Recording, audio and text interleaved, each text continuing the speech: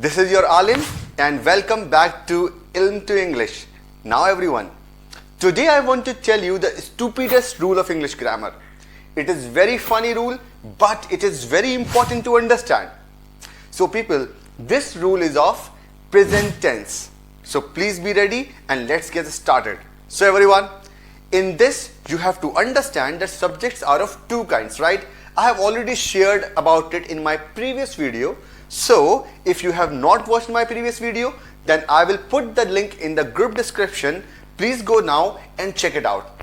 So everyone, in this rule, you have to remember that we have two kinds of subject, singular subject and plural subject, right? So with singular subject, you will directly use the verb. You will directly use the action. But people, if you are using singular subject, then the action, the verb will be plural. For example, he sits, she goes. So, if you are using singular subject, then the verb will have s or es. Okay everyone?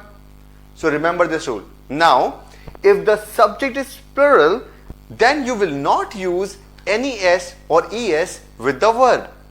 For example, we run, they go, you come, I sit. So whenever the subject is plural, you will not use any s or es with the verb.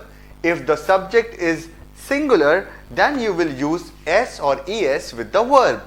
And remember that you will not use any is mr in the statement.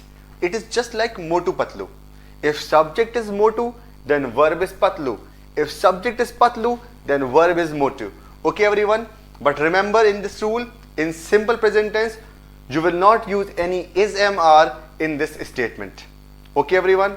I hope you will remember. Thank you so much. Bye bye.